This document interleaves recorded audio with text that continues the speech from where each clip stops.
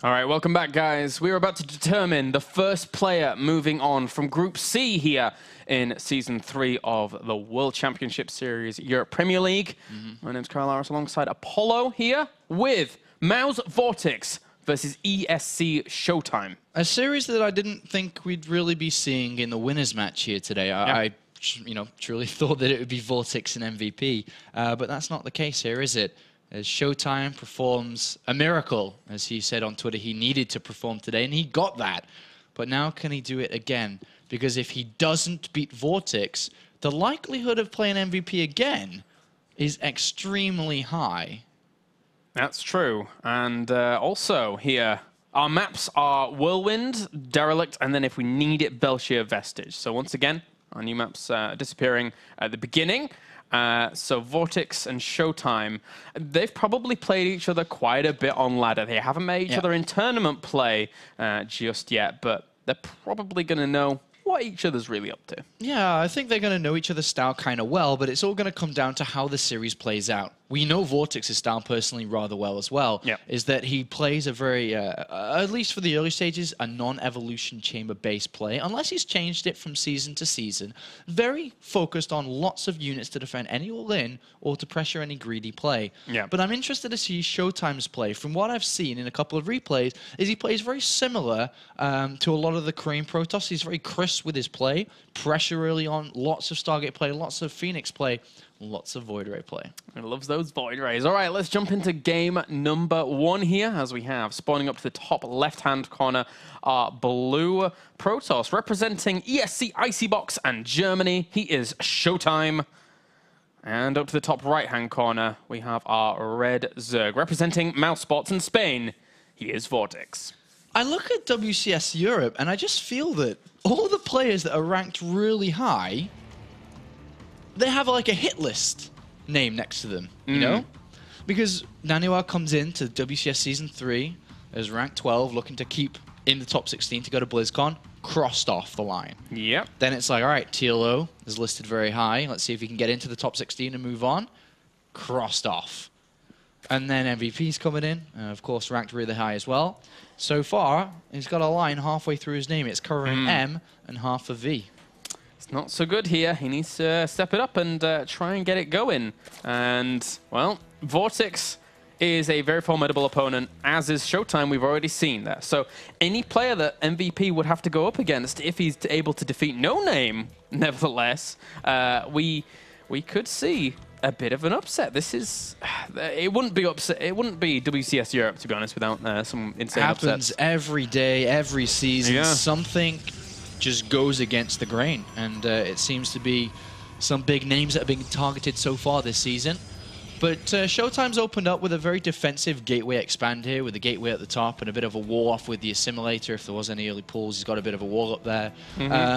But it looks like he will be playing just a regular play. But one difference is with his gateway expand, he's got double gases, which is the safer version and a later expansion version of the Naniwa style, one gateway, one gas. This means he'll be able to get sentries early, but get at the mothership core early, and he can defend a lot of plays. There's even a pylon in there, right? In the wall, that if there was to be some kind of gas spawning pool play, even that there too, the cyber core, he can wall off with a single pylon and a single force field if there was to be anything absolutely absurd to be coming his way. And VortiX behind this, he's already got his gas coming in just to make sure he can get that speed pretty quickly against anything that would be too crazy against him. And we'll see the Chrono Boost focus down on this Nexus. So he knows his opponents are a little bit more focused on that economy here from the very beginning, without actually spotting the Zealot being on the way. So a Zealot should always be on the way, though. That's the early defense to protect the Nexus. Because the Nexus on the low ground, there's no protection apart from maybe a sentry, but that's not really protection.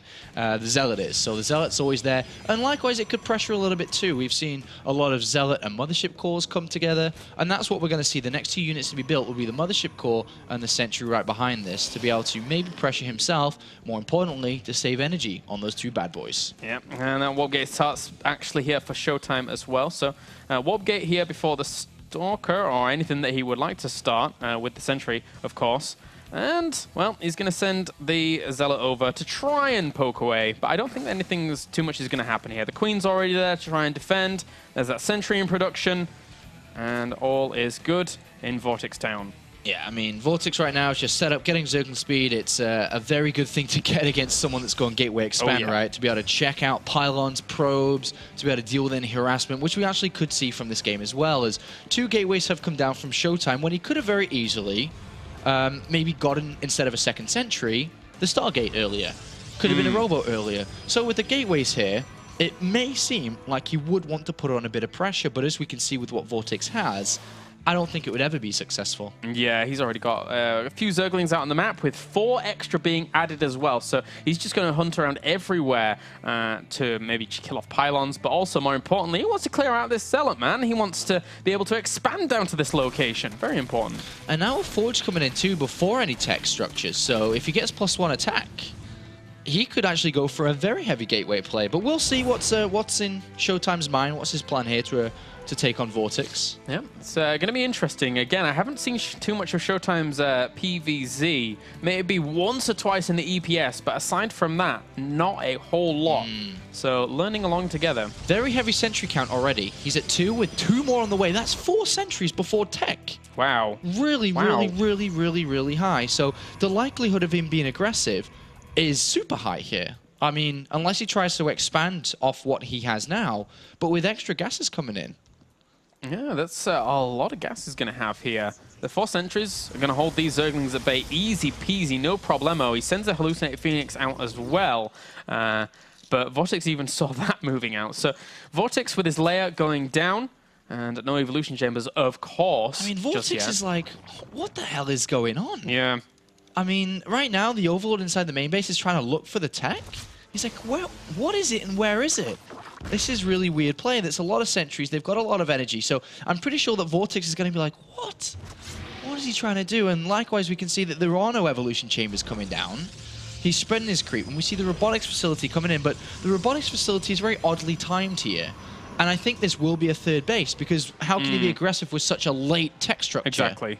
I think he'll throw down the robotics bay here and just try to go to Colossus quite fast. There's truly not much room for him to go for aggression, you're right. And I think that in the same time here, this might go, depending on if he wants to go for that 3rd base at a specific time. VortiX is at his, he's at a pretty nice drone count right now, so he's going to be building quite a few roaches if he wants to, just with mixing in a few drones here and there as well. He's getting 5 roaches because he has no idea what his opponent's doing. He needs to kind of defend. He's trying to figure it out. He's sending a Zergling in, sending an Overseer. He's like, oh, wait, there's a Robo? And he's like, oh, you've gone Robo. I'll go Spire then, and throws down the Spire immediately, trying to play towards his opponent's weaknesses, which is the fact that he doesn't have a Stargate play. So I really like how VortiX is approaching this, and I think he's clicked that this, well, he has now, he's seen the 3rd. Oh, and now, actually, ShoWTimE just barely skirted past that Spire without seeing it. So that's an annoying position for ShoWTimE to be in. He still needs a bit more of a thorough scout, but thankfully, because he got so many sentries early on, he has plenty of opportunity to throw more Hallucinated Phoenix. This game may just end. It may because do. the Mulus will not be spotted. So far, they haven't been spotted. And if they come out, there is no anti-air. There's another Hallucinated Phoenix going to cross. He wants to find out too. He's like, where's the layer? I mean, where's the Hydra Den? He will spot this if it continues on the current path, but well, there's nothing to stop it, so surely he has to. Yeah, it's going to be really difficult. All right, does he? He should see it. He should. Just there we go. Yes, he sees it. He sees it. And now he starts to, he will have to get rid of this. But at the same time, we do have some units coming in from VortiX, good force fields. Yeah, no, not too bad time warp as well. Just to slow everything down and make sure it doesn't breach this location. The 3rd is going to get up and running, but again, with this +1 weapon starting in 8 Mutalisks, I haven't seen any anti-air yet. No. Like, since he's seen it, which we can see in his vision he has, there's nothing. Okay, Blink's coming in, which can kind of help. Stalker count's only at 3, needs to start building a lot more Stalkers than this. Oh, yeah. He's got 3 and 7 sentries. Maybe he didn't quite click. Yeah, maybe not. But surely he has to know. He's still searching. He's seen the Spire completed this time, and I don't think he clicked the first time around. Double Stargate's only just now coming in?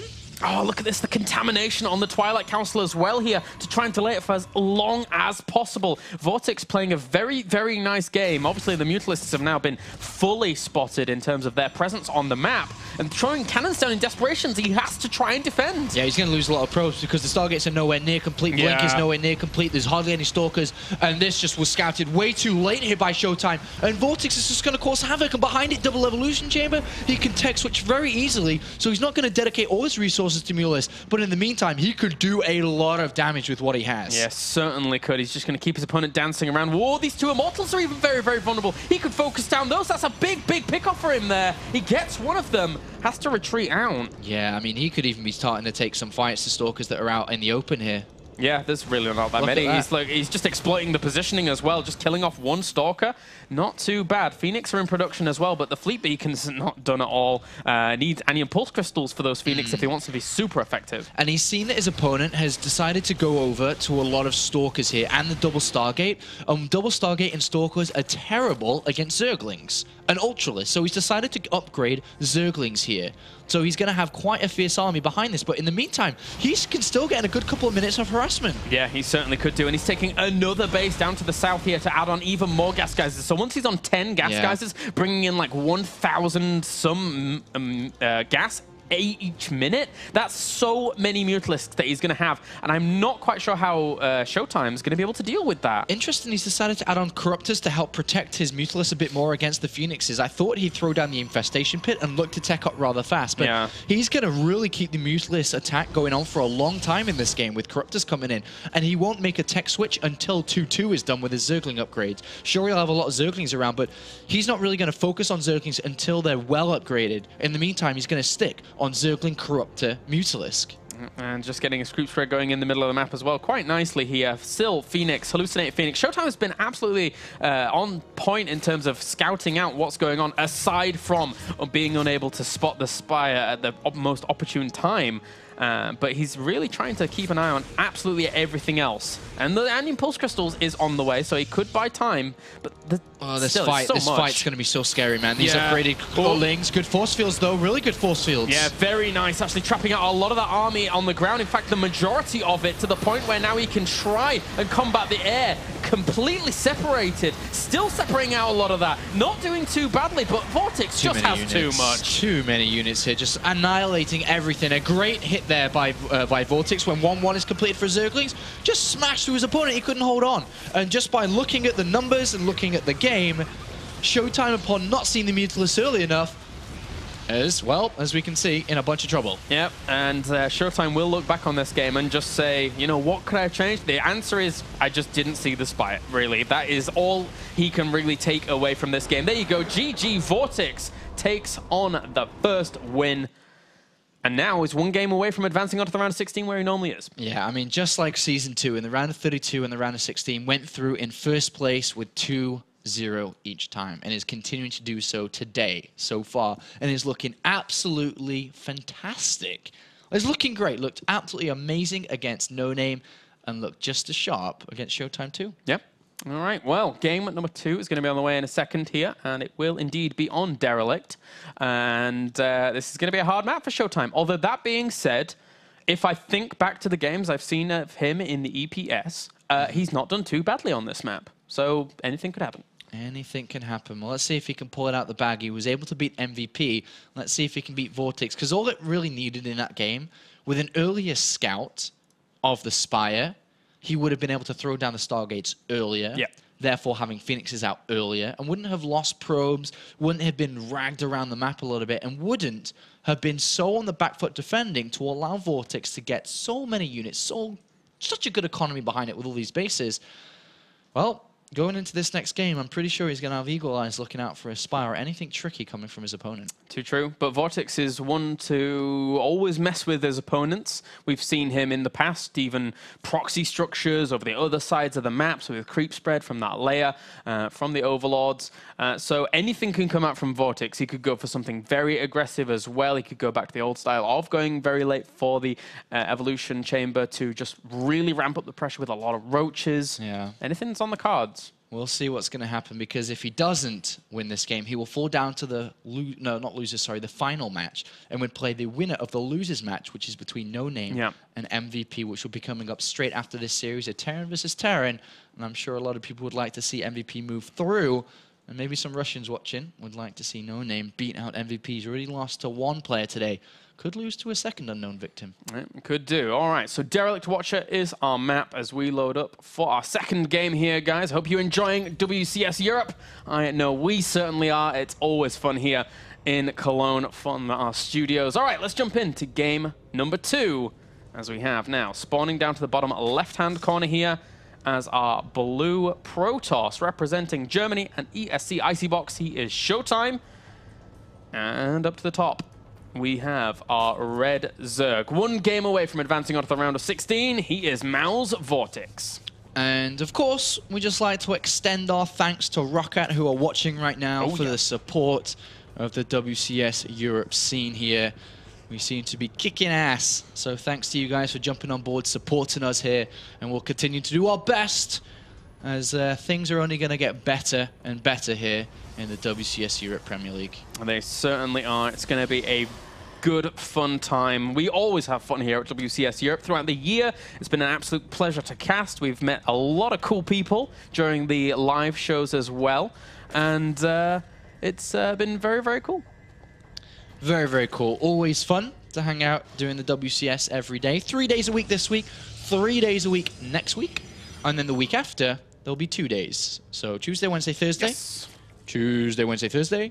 And then Tuesday, Wednesday. And then the week after that, round of 16. Oh, yeah. We like the round of 16. And tomorrow we have 1 day off. And then on the weekend, we have some Intel Extreme Masters New York Korean qualifiers going on. So StarCraft every day, all day, seems. That's right. Lots of StarCraft on all the time. And some of the best StarCraft to watch as well. Lots of fun, lots of entertainment to be had. So we do now start to have this game unwrapping itself a little bit, taking pieces of clothes off, one piece at a time, as we have the spawning pool first for VortiX into Hatchery, which is just a regular setup from him. No gas, though, yet. I wonder if he's going to wait until he sees what his opponent's doing, because he doesn't know at all. And his opponent, he's just going to throw it down anyway. Yeah. But ShoWTimE's opened up exactly the same. I do like his build, though. It's very safe. Very safe. Oh, yeah, definitely. It harks back to, well, slightly harks back to very old builds of just kind of constructing that wall off.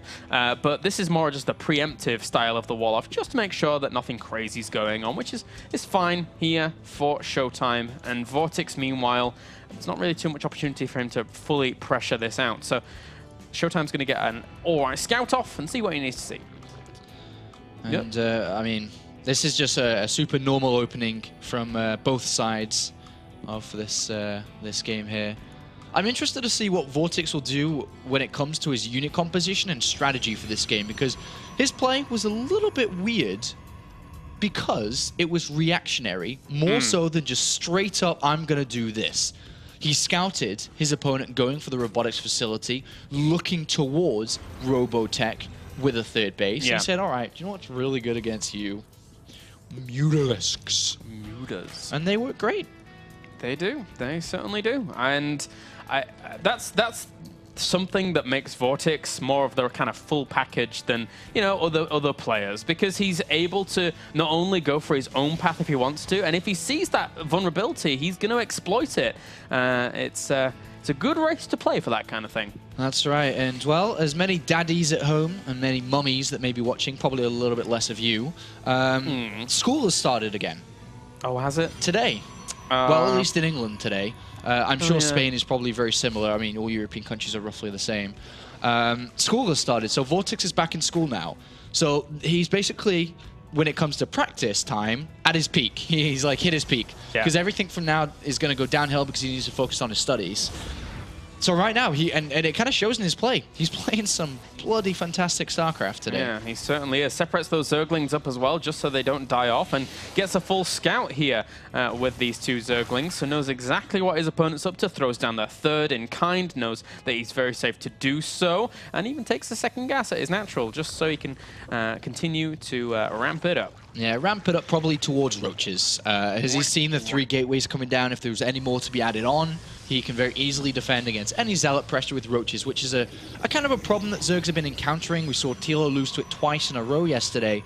And here is the pylon out there, 3 Zealots getting warped in, but we already have a bunch of Zerglings coming. The one thing that ShoWTimE's trying to go for is he opened up exactly the same last time, but didn't do the pressure. Yeah. And he's opened up the same this time, but he is doing it. So that's what he's hoping can work out well for him if it doesn't get spotted. But, well, look at that. Yep. Spotted. He sees exactly what's going on now. Thankfully, there is that reinforcing pylon on the high ground behind this, and he is probably going to save this pylon for a little while, but those Zerglings looking to just flex their muscles out of range of these guys is buying a ton of time for them Roaches. Yeah, Roaches are going to come out in numbers.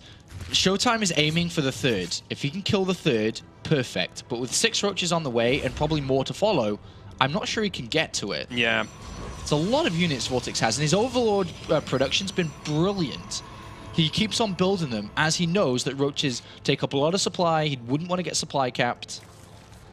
And they're just going to keep coming out here. These Roaches, they're just chilling out back at home, knowing that they can do the damage they need to. Even picked off the probe there. So and he goes and picks off the probes and sees it's only still 6 Zealots, not 9. Yeah. They're not increasing, so he started drone production again. Oh, wow. And scouting at the same time. Seeing the follow-up, he's like, jeez, I am on top of things. Because he is. He's playing it really well. He is playing a phenomenal day of StarCraft thus far as VortiX and just really bringing it to his opponents so well. And double evolution chamber behind this as well. A little bit of a mix-up here for VortiX. And it's going to work wonders because his opponent can't do anything about it. Yeah, this is just a really, really good play from VortiX. Really good play. Just the right amount of units. Didn't take any extra pressure. He's seen the robotics facility coming down. And now he's just going to go for double upgrades and probably melee upgrades here. Upon seeing the robotics facility, he knows that Immortals could be made here. Why would you want to build too many Roaches, too many Hydras, when Immortals are great against those with Force Fields? He's going to build a lot of Zerglings, even the Infestation Pit. We probably could see his favorite unit come out today.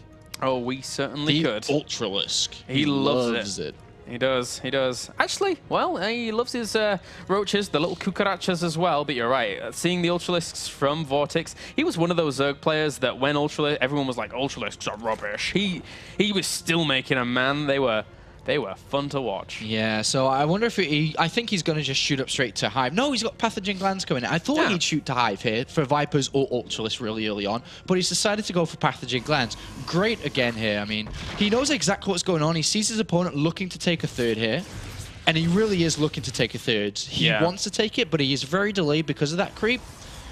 Things are just really working out here for VortiX. I know I'm focusing very much so on VortiX, but I just can't stop appreciating such perfect play from him today. And there's not a whole lot going on from ShoWTimE's side of things. We're just looking for the power struggle from him between those two. Oh, wait a minute. He's moving out. Yeah, but this is more of a fake out. Yeah. I mean, he's got recall. He wants to throw down the Nexus. He's just trying to, put in a pretty. He just wants to sit back and just take a 3rd. He can go out, kill a couple of creep tumors maybe if he's got an observer with this army, which he does not actually, so he cannot kill creep tumors.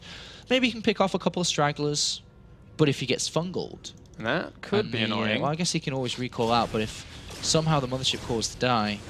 Yeah, 6 Infestors on the way. They could lock things down, but again, the recall is there available, as you rightly pointed out. So, wait a minute. He could sit outside that. Oh, and no more Force Fields on this ramp. Kill the 3rd, then get out? Yeah. Oh, wow. Oh, wow. ShoWTimE. This is the perfect move for him. The absolutely perfect move. And this is going to push VortiX into a counterattack here for sure. Yeah, Fungal's a bit of that army, but recall's out. Does not save one of the Immortals, but... But now what VortiX needs to do, it is a big loss, but it's also not as big as you think, because there's a 4th base at the top, and he can easily mine from that too and rebuild this one. But he should look to aim to kill the 3rd of his opponent. Yeah. And if he does that, it's kind of equalized. It all depends on how well ShoWTimE can control the space. With that engagement, he wasted, what, like 8 force fields? Well, not necessarily wasted, but now trying to hold off this area without force fields is treacherous for a Protoss. So let's see. VortiX may be able to win the game here. With Infestors, a lot of Zerglings with 1 upgrades here. And just throw force fields down a little bit haphazardly, trying to choke up this area a little bit. But Infested Terrans, as well as some good Fungals, lock a lot of this down. That's actually a lot of Roaches. I think he's just going to power straight on through. Yeah, even losing his 3rd. A recall from out in the open back to his natural there. The 3rd's now open. And behind this, as mentioned, the base is getting rebuilt. Hive's on the way. You'd think, right? Killing that base is pretty good, but losing an Immortal just before he recalled, now losing all his units out in the open, he pushed VortiX into this counter-attack. It was always going to happen, this counter-attack. This is just, you anger the Spanish bull, you're going to get the horns, my friend. And these roaches just piling on forwards, having no worries at all. VortiX decided, yeah, he got a kick in the balls, and he's going to go for it. Yeah, I mean, he hurt his opponent's income. ShoWTimE hurt VortiX's income, but the thing is VortiX already had so much out in time because he played the early game so well. When it came to the pressure of ShoWTimE, he droned it at the perfect time. It was beautiful, the opening by VortiX, which meant that the damage to the third didn't really mean anything because he was set up so nicely to do this counterattack. And now ShoWTimE is stuck on 2 bases, and I'm having deja vu of TLO versus Sase yesterday. Yeah, it's pretty hard here for ShoWTimE. He's going to be locked in for quite a while. Although, that being said, he has gone back, just trying to... Oh, look, it's the Ultralisk Cavern. Those are those bull's horns that we were talking about. Yeah, so right now that VortiX is saying, all right, I've killed his third. You can take it if you want to. Because right now my 2-2 is about to complete. I'm on 75 drones across 4 bases. My Ultralisk Cavern's about to complete too. And right now is a position that every Zerg player likes to be in. You know you're winning. You can just go and end it now and go home and, well, technically he's already at home, but go do something else, go play another game, go tease his brother or play tennis or play catch or... Tease his brother. I don't know what he's going to do, but, I mean, for me, I like to sit back right now and I'm like, I'm going to build Ultralisk, I'm going to crush him with Ultralisk, he's going to die instantly, because the satisfaction of coming in, just steamrolling, is very, very nice. Dude, it's so much fun when I'm like at this point. I have said it many times. I delay games so I can build Ultralisks with the skin, but unfortunately, skins are banned in WCS Europe, so he can't have that, but he can still have his cool plain original Ultralisks. Yeah, and he just wants to come in with Ultralisks and then go crush. Yep. I am VortiX. This is the Premier League. And I'm first place, and I'm going to the round of 16, and I'm going to Germany in a couple of weeks' time. Yeah. And he's waiting. Perfect. He is. Love it. He's getting them. Here's the Ultralisks, as you said. He's just waiting to march on up and say, get out. Well, unfortunately, I don't really think ShoWTimE's going to be able to hold this off. No, he's not. He actually can't. I mean, he's got a great spread of units here. The upgrades are fantastic here for VortiX. The bank as well. The Spire coming in for a tech switch after. And this is VortiX play, and he's like, all right, I've got my army. It's time to go. And the Ultralisks move on forwards here. These 2 Immortals going to have their work cut out for them if they can actually try and deal with this. And even Force Fields aren't going to be able to help him. Infested Terrans as well. Not the best of units since they were a bit nerfed a long time ago, but now VortiX, it doesn't really matter. He has so much firepower. Satisfaction at its finest for VortiX right now. Nom nom nom nom nom nom nom. He's getting all of the Stalkers at the back, and it could even lock them down. There you go. Well played, ladies and gentlemen. And VortiX advances on to the round of 16, showing phenomenal gameplay throughout the day. Very easily moving on to the round of 16. Just 2-0, very fast in his first series. 2-0, very fast in his second series. Excellent play from VortiX, and something to be proud of if you're a Spanish fan, if you're a VortiX fan, if you're a Zerg fan, because that really was just a display of excellent Zerg. It was indeed very, very impressive. So congratulations to VortiX advancing on to the round of 16. Now we have to determine our second place player advancing on to the round of 16, as MVP and No Name will face off in that lower. And then the winner of that will play against ShoWTimE to see who advances on. That's right. That's right. And that should be an interesting series, because MVP playing from Korea is at a risk of going out in the round of 32 now. He needs to buckle down, and if he can beat No Name, he'd go in the rematch against ShoWTimE in the final game of the evening. All right, guys. So we'll come after the commercial break. We shall have an interview with the winner, I believe, Mr. Mao's VortiX. Don't go anywhere.